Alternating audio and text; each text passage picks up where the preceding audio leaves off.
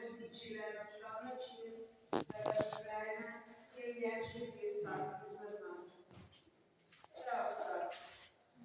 Zelo hoče.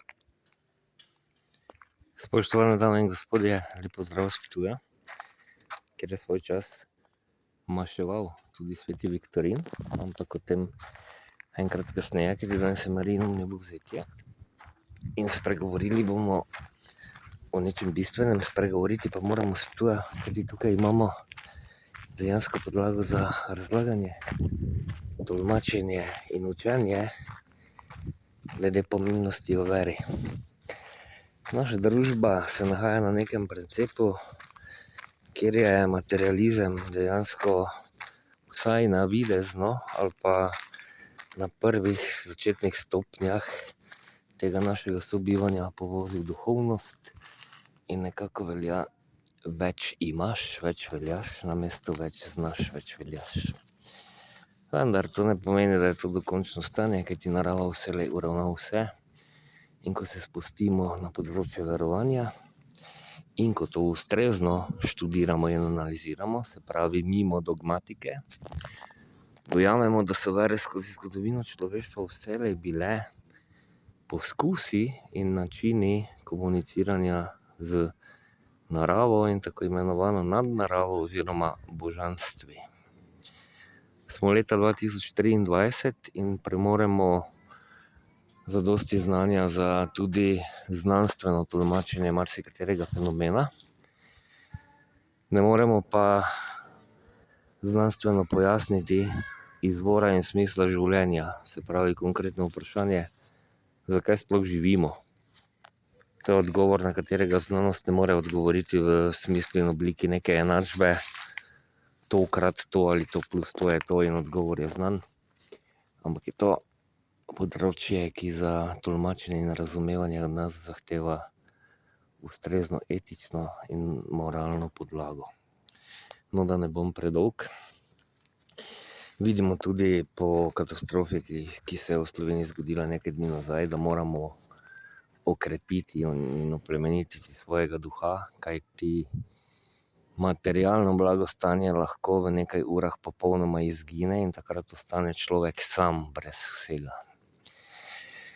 Na današnji praznik Marijinega vnebovzetja bom v eter namestil nekaj zelo pomembnega, in sicer tukaj na Ptuju se na podlagi vsega, kar premoremo tudi v smislu arheoloških bogastev, se pravi čaščenja Božjega tudi pred vero rimskokatoliško, ki je trenutno v našem okolju glavna, dominantna, so v teh obdobjih predtem, kot rečeno pred Kristusom, častili tudi marsikatera božanstva. In če vzamemo v obzir mitraizem, je tudi marsikaj skupnega, če ne druga, datum rojstva glavnega lika Mitre in Jezusa.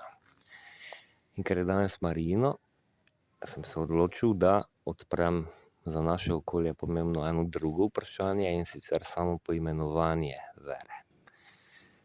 Na eni strani rečemo rimskokatoliška vera, na drugi strani pa rečemo kar z eno besedo krščanstvo.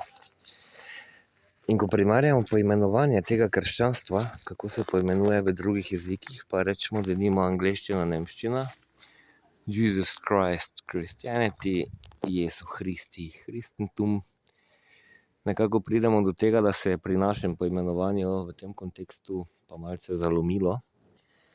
In če gremo povsem na jezikoslovno logiko, se pri nas kot krščanstvo časti nekaj, kar izhaja iz krša, se pravi čaščenje krša, za kar pa vemo, da je tisto golo, neplodno pobočje. Pobočje je prekrito s kršem. Imamo en problem v samem imenu in ko se spustimo na področje nevrolingvistike, vemo, da je ime bistvenega pomena za razumevanje fenomena. Se pravi tako, da na to Marijino vnebovzetje, brez neke širše razlage in poglabljanja, povem sledeče. Da povrnemo nagovarjanju zdravega duha in plemenitenju le-tega že v štartu ustrezno podlago, se moramo zavedati, da moramo začeti pri dojemanju in nekako spremenimo v sebi dojemanje, da gre za neki krš, kajti mnogo ljudi, ki se posmehuje duhovnemu udejstvovanju, konkretno veri, cerkvi, ne bom niti dejal v tem primeru religiji, ampak že samemu verovanju, mu to še podzavestno nekako bolj gre na roko, kajti krščanstvo začuti človek, oziroma da dodam, vsak termin mi začutimo tako v zavesti, kot tudi v podzavesti. In v podzavesti je ime krščanstvo toliko bolj škodljivo, ker, kot rečeno, dejansko tehnično gledano pomeni čaščenje krša, nečesa slabega oziroma nerodovitnega. Tako da si za začetek namestimo v podzavest in kar se da hitro v zavest, da če že, potem raje Jezus homini salvator, vero in religijo, ki izhaja iz Kristusovih naukov, imenujmo kristusijanstvo ali vsaj kristjanstvo. Če so vernice in verniki kristjanke in kristjani, je potem logično, da njihova vera ni krščanstvo. In še enkrat povem, v tem primeru sploh ni važna v prvem koraku etimologija, ampak čista jezikoslovna logika. Se pravi, najina Marijina vnebovzici 2023 v naših dušah odmeva kristusijanstvo ali kristjanstvo in krščanstvo naj gre nekako v pozabo. In kot slišimo, so nam ta trenutek zazvonili zvonovi.